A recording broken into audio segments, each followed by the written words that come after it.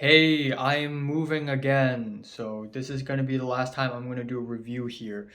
What's up, it's a culture detective here investigating your favorite animes, and today I'm going to be doing an anime review on Attack on Titan Final Season Part 2 out of 3, or Shingeki no Kyojin. So, um, So, Attack on Titan is probably one of the most popular and talked about animes running right now, if not the most talked about. It is created by Isayama Hajime, and this anime has been, for me, one of the most fascinating and inspiring journeys in anime.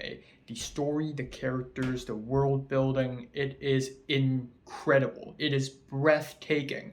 And this anime features some of the best writing I've ever seen in anime, and in all times, full stop, actually. So, if you can't tell, I really enjoyed this anime, and I really love it. I gave Final Season Part 1 a 10 out of 10, and I still think it's a 10 out of 10. So, yeah, I'm going to be reviewing Final Season Part 2 here. The final episode of Final Season Part 2 aired yesterday.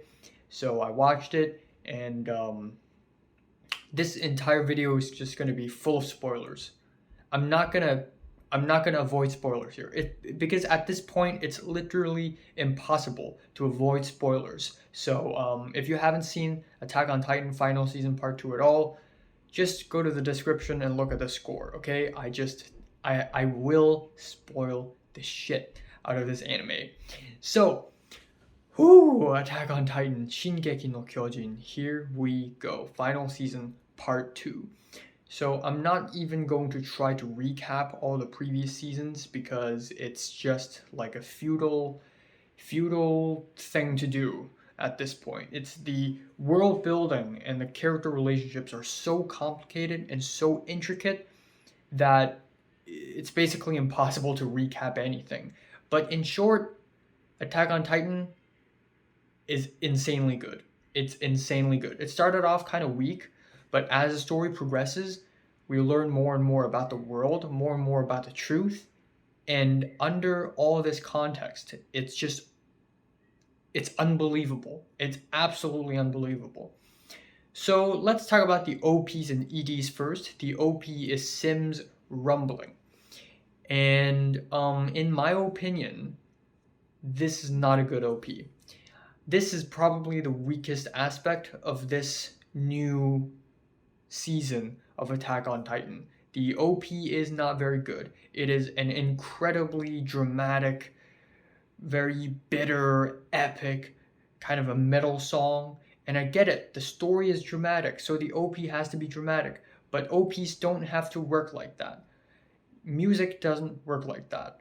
And by making super dramatic music and using super dramatic music to complement super dramatic story, it actually comes off a little bit corny and tacky. So every time when the OP starts rumbling, rumbling, rumbling, rumbling, like, come on, man, come on, seriously? And then we have the ED, which is Higuchi Ai's A Child of Evil, and I think it's a little bit better. It's more toned down, it's more subtle. I wouldn't say this is my favorite ED of Attack on Titan. My favorite is still the one by Shinsei Kamete-chan. And my favorite OP is still Boku no Senso, My War. But this is not a bad ED. It's kind of riveting, nerve-wracking, kind of sad and bittersweet, and I kind of like that. And as for the animation of the OPs and EDs go, they're just okay, just more of the same. I'm just kind of disappointed because the OP, the animation and the music of the OP here is nowhere, like not even close, nowhere near as good as Final Season Part 1's My War. The colors, the animation, and the music of that is just off the roof, but this one, nah. But here we go. Let's go over this season episode by episode. We have episodes 1 and 2. Battle of Shiganshina again for the third time, where basically we have the battle for Paradise Island. Eren gets ambushed. So Eren was gonna Peak pretended to be on Eren's side all of a sudden and convince Eren to go outside and then Jaw Titan popped up out of nowhere. Peak transformed, and Zeppelins come in, and Reiner's about to jump down and transform as well. It's it's just incredibly riveting, and the first 4 or 5 episodes of this anime of this season feel incredibly short. Even though they're 23 minutes long each, they feel like 6 minutes. They're super short, and the reason being is that episode 1 is like how many scenes long? 3, 4 scenes? Like every single scene is super long, and I really love that. I really love that Mappa is really taking their time to adapt, not rushing at all. And I really like that they're adapting it one chapter for one episode, because one chapter is still real long and has a lot to unfold, a lot of moments, a lot of air to breathe, and Mappa really capitalizes on that. But wow, just this battle is incredibly riveting. I was on the edge of my seat the whole time. I did not look away once. I was not distracted once. It's just front to back intense, exciting, horrifying, and tragic all at the same time. The fighting between Eren and Reiner happened again. It's like the fifth time Eren had to fight Reiner as the attack titan and the armor titan, and it's once again a real great fight. But this time, seeing them two fight in this new context, being older, is so much more different than seeing their first fight back in season 2. Like, Reiner is my personal favorite character, and I know that a lot of people also love Reiner as their favorite character, but Reiner is so layered. He's so fleshed out. He's so full of pain. He doesn't even want to fight. He just wants this pain to end, and you can really see that. Meanwhile, Eren is the total opposite. Eren doesn't care about pain. Eren wants to destroy the world. He's super headstrong, super aggressive, and he's more cruel than ever. And it's just amazing. And then we have Gabby and Falco and so many other key players. The Cart Titan shows up very soon with Peak inside it. And then we have Mikasa and Armin fighting the Cart Titan. And it's just so many moving parts happening at the same time. But in general, the idea here is that Eren wants to come in physical contact with Zeke, because Eren has the Founding Titan and Zeke has the Royal Blood. They come together, they will activate the Founder Titan, and with the Founder Titan, they can basically euthanize the entire race of Eldia, and basically cease them from reproducing at all, thus exterminating the whole species.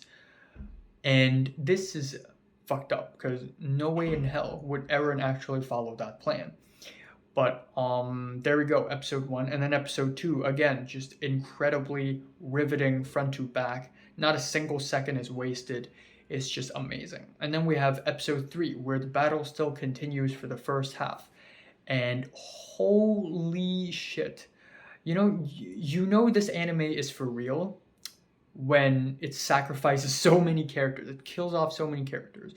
One of which is Falco. Falco drank some of Zeke's spinal fluid, which means that if Zeke screams, he will be turned into a Titan. And I just feel really impressed that this anime, this story, is not afraid to even harm child characters like that. A lot of stories and a lot of animes don't go that far and don't have the balls to do that, but this anime does, and I was legit like, oh my god, Falco is a really good person. Is this anime really gonna do him in like that? It did. Holy cow. It's insane. The Zeke scream, it's tragic. So many characters just die off. The anime does not hold back. Isayama Hajime does not hold back at all. And then what is even more amazing is that you'd think, okay, Falco dying right now is not good because there's still more to his story. So Porco dies for him. Porco jumps into Falco Titan, Falco Pure Titan, and turned Falco into the Jaw Titan. So Falco was originally planning to inherit the Armored, but now he has the Jaw. So that is episode 2. And then we have episode 3, which is where the battle reaches a total climax. Eren hops out of his Titan and runs towards Zeke. And as he runs towards Zeke, Gabby with a shotgun shoots Eren and decapitates him. Out of all people who could bring Eren down, it's Gabby. And he's literally decapitated. He's gone. He's down. He's dead. This is, again, just like there's no predicting what's gonna happen. There's no predicting what's gonna happen next. It's just one bloody, gory shock after another, which furthers the story and pushes it to levels of intensity that I completely did not anticipate. But at the very moment Eren got decapitated, he entered the paths, which pretty much goes on for the next 2.5 episodes, which is, in my opinion, the peak of Attack on Titan for me. Like, this bit is some of the most well-written story I've ever seen taking place on screen.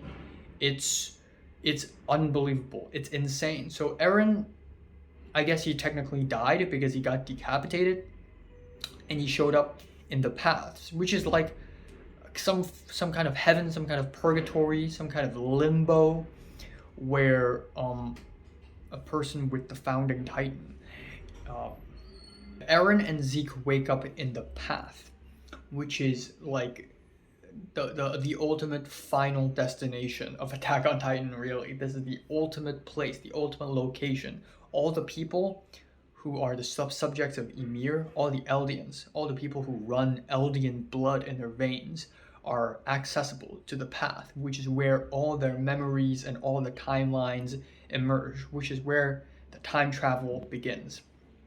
And time travel is easily the most ultimate thing a story can arrive to. And, almost every big franchise involves some form of time travel.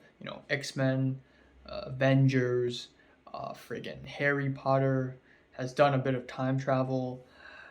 And not all time travel attempts are great. And by time travel attempts, I mean the writer of the story attempting to make the story about time travel. Not all stories succeed, but Isayama Hajime totally frickin' kills it. It works so well. So in the path, it is revealed that Eren is secretly not following Zeke's plan all along. Eren pretended to follow Zeke's plan of euthanizing the entire race, but actually Eren's real plan is to steal the founding Titan, keep it, and use it to destroy the rest of the world, so that Eldians would be the last one surviving on Earth, which is even more ridiculous. But I guess at this point, would I rather see all my main characters die, or would I see all the characters outside of my main characters die? Probably the latter. But still, both of these plans are absolutely awful. And Armin has been trying to find middle ground between these two plans, but with no fruition. And that's sort of what makes the story really hopeless and depressing, because no matter what happens, humanity is doomed, or our race is just gonna keep on suffering for eternity. And it's hopeless, it's depressing, and it's, again, I'm just shocked. I'm just surprised that an anime would deal with such heavy topics like this. And it is also on this episode when I see that the ultimate core of Attack on Titan is basically two opposing extremist ideologies shown through the eyes of two half-brothers, Zeke and Eren. And it's just, again, just brilliant, just ingenious. Like, who would have thought of a story like this? And then we have episode 4, where it almost like Zeke has the upper hand because he has the royal blood. And we have the flashbacks where Eren and Zeke basically visit Eren's childhood. And it is on this episode when Eren starts to gain the upper hand, when it becomes more apparent that Zeke doesn't understand Eren and Eren is the one who actually knows what's going on. And that is when Eren reveals that the Attack Titan has a secret power, and that is seeing the future. He can see the future. Yeah, so the situation complicates, and we have episode 5 where we have the ultimate flashback to end all flashbacks, the flashback of Ymir, the girl who created Titans. And it dates back to so many years ago when Ymir was just a little girl who is enslaved under an oppressive kingdom, and then one day while she is being purged, she found this weird skeleton mushy thing, and she touched it and turned into the founding Titan. And even though she became a total freaking Titan, she's still being used as a slave at the end to build and protect the Eldian Empire, to oppress other empires and other states. And this is such an interesting flashback because we finally know how Titans are created, why they're here. A burning question that I've been asking since episode 1. This is, again, the ultimate flashback. This is basically what Jacob and Man in Black flashbacks is to Lost, as this is to Attack on Titan. It's just the ultimate explanation of everything. So the whole truth is basically revealed at this episode, and everything from here on out is just the execution of that plan, and it is insane. And then the most shocking and insane moment is when the skeleton appears in real life. After Eren was decapitated, the skeleton reappears, connecting Eren's head to his detached body, just and starts to glow. And at that point I'm like, oh no. And Zeke was like trying to catch his head, and all at the same time the skeleton appears, and boom, Eren becomes the founding Titan. And it's the most horrifying, disgusting, monstrous, gigantic thing I've seen. It's even more horrifying than the Rod Rise Titan. This is just next level scary. It's just one giant skeleton. And the rumbling has begun. The walls broke down, the giant titans march out, and the end of the world has begun. This is it. The anime does not hold back. Again, I love how unpredictable the story is, but I also really love how the build-up towards this event, the rumbling, and the psychological aspect of Eren is actually convincing. Like, the story actually makes it work.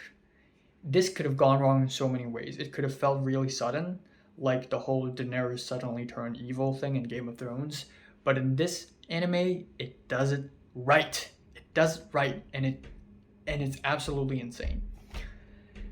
Alright, we have episode 6, which is, in my opinion, the second half of the final arc. We have the aftermath of the rumbling. The rumbling has begun, and for like a few episodes straight, the giant titans inside the wall keeps on marching, and it's just non-stop rumbling ambient noise in the back, which actually makes the situation more urgent and intense.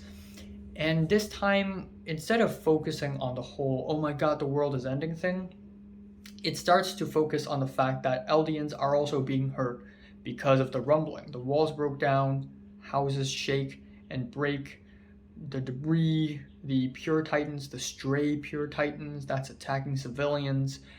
And I really like that this really shows Isayama Hajime's attention to detail. And yeah, I guess these little side storylines are nowhere near as huge as the rumbling storyline, the end of the world, the literal ending of the friggin' world. But seeing something on a more minute scale at this point is actually kind of refreshing. Also, we're able to see the scouts in action again. We're able to see people just using the ODM, using the three-dimensional maneuver gear, fighting titans. Like, it's actually very nostalgic.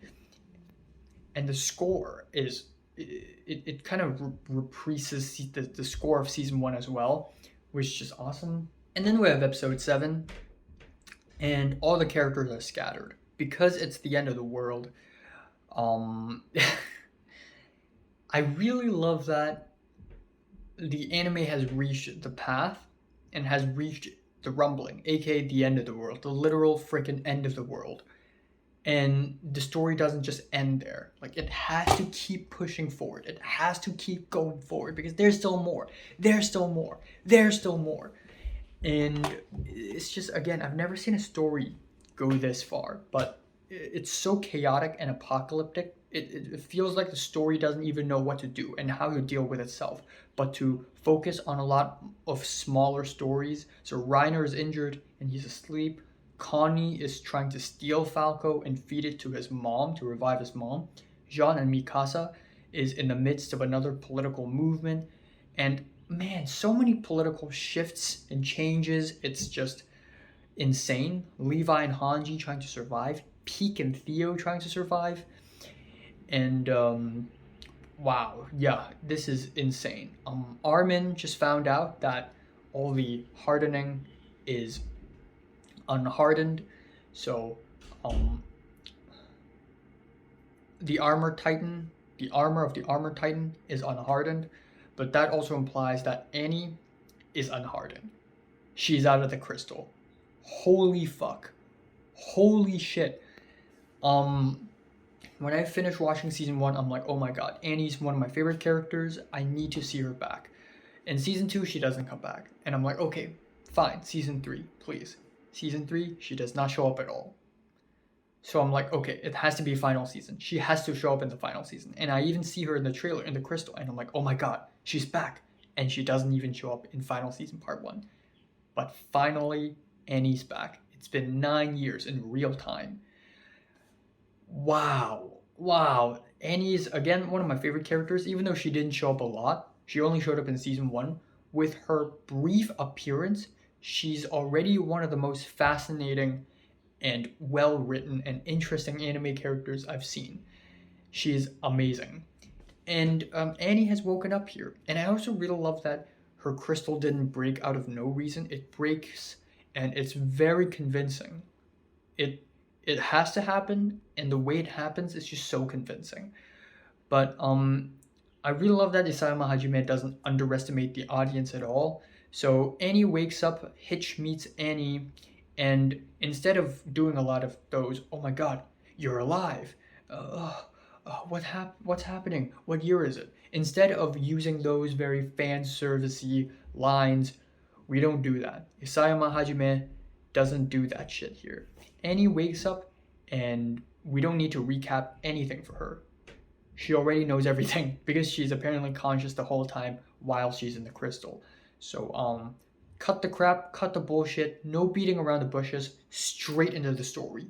No hesitation. Let's go. And we have more development for Connie's character. At this point, pretty much every single character has received development and depth, which is amazing. And Armin is slowly becoming one of my top 3 favorite Attack on Titan characters. He almost sacrificed himself, and he's a very noble person. He's the only sane person here, I feel like. And he's just amazing. He's just an amazing person. And again, the whole story is just breaking apart. It's so chaotic. It has so many moving parts. It's super entertaining, but it also has a sense of anxiety to it, which leads to episode 8. This episode does not waste a single second. Turns out Connie, Armin, Gabby, Falco, Annie, Mikasa, Jean have all teamed up. The ultimate final team up. And this episode doesn't waste any time showing how they secretly teamed up and discussed the whole plan to escape. But they did, and it's absolutely amazing. Again, this is so complicated, but I love that it's complicated. But the political movements are all very complex. We have the general public who have no idea what's going on. We have the military who have some idea, but not the whole idea. And then we have Zeke, who seems to be the big boss. Zeke, who secretly tricked all the military to follow his plan of euthanizing the entire race, but only he, some select few people, the Jaegerists, and Yelena know about this plan. But among this plan, there's an even more secret group of people, and that is Eren, Flock. Eren and Flock. And that's it. Eren will execute the end of the world plan, the rumbling, and Flock is the only one who knows it, which is really weird. Like, why would he choose Flock out of everyone? But I guess it is what it is. But wow, this team up totally makes sense, and it is also a great way to tie so many plot points together. The political plot line, the Pieck and Theo trying to survive, Levi and Hanji, everyone comes together for one final fight. And I also really love that despite being really dark, this anime actually has moments of humor. Like when Annie showed up, and Connie's like, haha, Annie's eating pie. I actually really love that scene because this is the first time Annie shows up since she had destroyed and killed so many people. And Connie, logically, Connie would be like, you traitor, I want to kill you. But no, this is how it happens. Because the story has broken so much so that at this point there's no point in trying to blame anyone for anything. And it really brings back the season 1 vibes. We even have 2 Titan teeth brushing jokes here. 2, not 1, but 2. And it goes full circle. When Reiner woke up and he's like, oh, what the heck? And then he sees Annie, Connie, god damn it, Annie, Connie, Mikasa, Hanji, Pieck, everyone, it's just shocking. Like, if I was Reiner, I would be like, what the heck? Is this a dream? This is even more hardcore than Avengers Assemble. This is legitimately one of the hardest manga panels I've ever seen. And it goes full circle, but because right now it is basically the Armored, the Colossal, and the Jaw and the female trying to retake the Founder again and save the world, but this time for real. This time the cart also joins in. Wow, full circle, the parallels. Alright, we have episode 9, which is basically kind of a bottle episode where a lot of characters with different pasts and ideologies meet up. Again, Jean, Mikasa, Armin, Connie, Gabby, Falco, Theo, Pieck, Annie, Reiner. Am I missing anyone? Yelena, Onyakopon, Hanji, Levi. 14 people, 14, all in a circle. And it's like a UN meeting. The whole episode is them talking. And yeah, at first I was a little bit bored. Like, huh, a talking episode? But actually, I kind of enjoy it because it's kind of a bottle episode. And it just focuses on one thing. And that is the conflicting ideology between these people. And it's very intricate. And there's one moment that's kind of cheesy when Yelena's just spilling the tea for every single character. Like, yeah, I mean, I did something wrong too, but hold on, Reiner, you killed Marco, right? Like, it's kind of cheesy. Nonetheless, the dialogue and the conversation here is still riveting. And this feels like one of those team-up plot points, like what Game of Thrones did when it teamed up everyone in the final season, except this time the writing is actually good. Alright, oh my god.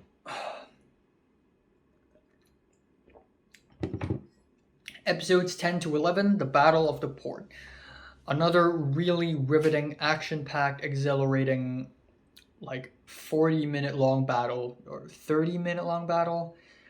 Yeah, it's just insane. Just seeing the main characters work alongside Titans is unreal. Like, how do we get from season 1 to here? At first, it's like humans against this Titan.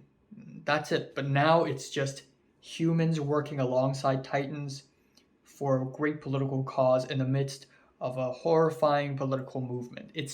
We've gone so far. It's insane. Here we are.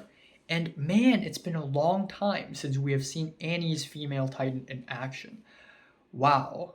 Annie's female Titan, or as I like to call it, Mommy Titan.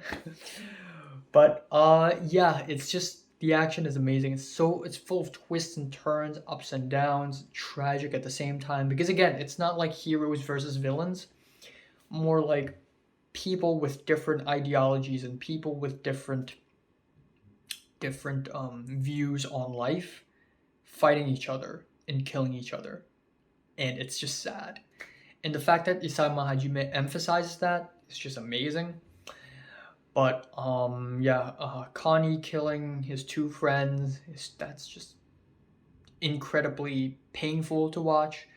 Reiner and Annie team up. Also at first when we see Annie and Reiner in their Titan forms back in seasons 1 and 2, it's like frightening. But right now we're straight up rooting for them, and it's just insane. Mikasa is so badass here, and not even in a good way, in a sad way.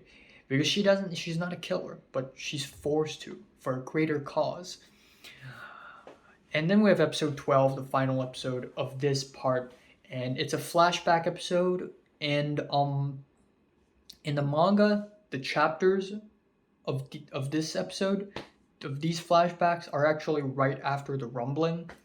So it's an interesting decision from Mappa to move these flashback chapters all the way until here.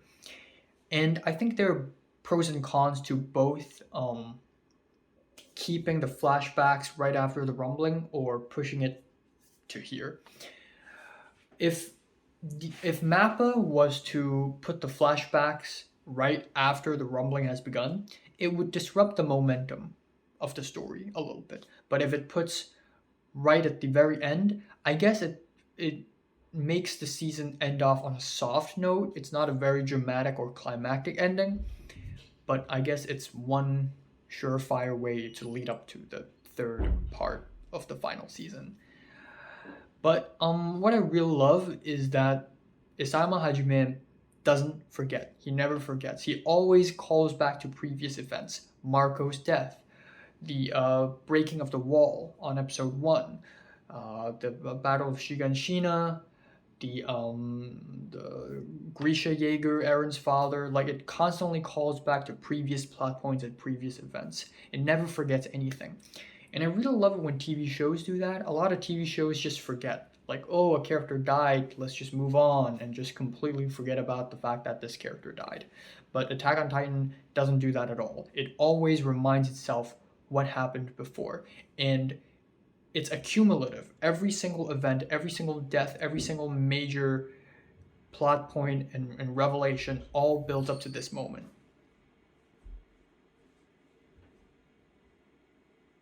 I don't know what's going on outside. So, I need to stop talking here. Wow, unbelievable. This is insane. This is amazing.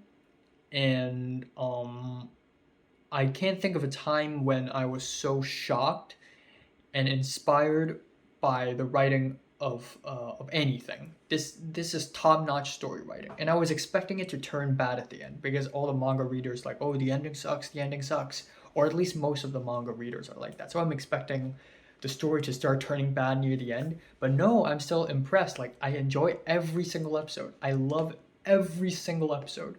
I was thoroughly entertained, and it was thought-provoking. My thoughts are provoked. The voice acting is insane. It's just every single voice actor is amazing. Kaji Yuki as Eren is undefeatable. Ishikawa Yui as Mikasa. Inoue Marina as Armin. Shimono Hiro as Connie. He's standout voice actor here. He's amazing. Zeke, the voice actor of Zeke, I forgot his name, but he voice acted tons. Like, he voice acted Dio, and Park Romi and Kamiya Hiroshi. Their chemistry is amazing, and Gabby and Flock are amazing as well. When I hear Flock, I don't hear Kensho Ono. I hear Flock, or Ono Kensho. When I hear Gabby, I don't hear Sakura Ayane. I hear Gabby.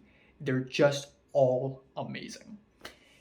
And just the way Isayama Hajime builds these storylines, and just the way Isayama Hajime builds these storylines, developed and flesh out every single character is just beyond my understanding. Like, I really want to write something that is 10% as good as Attack on Titan. I can't even imagine myself being able to write something this good. I can't even come close to dream of myself being such a good writer. This is just top-notch writing. This is so advanced. It's just insane. So, oh my God, I'm actually in a very terrible anxiety-inducing situation right now. People are texting me left and right. Things are happening. I have to pack. I need to move. I don't know what's going on. So I'm just going to end it off right here. Attack on Titan, final season, part 2, still great. I love every single episode. The writing is top-notch. The characters are amazing. I like the animation. It's not bad. It's not as bad as people say it is. The music is amazing. It's just riveting from front to back. I'm giving Attack on Titan final season part 2 a 10 out of 10. Yes. Yeah, I mean, there are some small flaws here and there, but you know what? Doesn't matter anymore. So, if you watched Attack on Titan final season part 2 from 1 to 10, how much did you rate it? Like, and subscribe if you want more. And thanks for watching. I need to pack. Oh my God.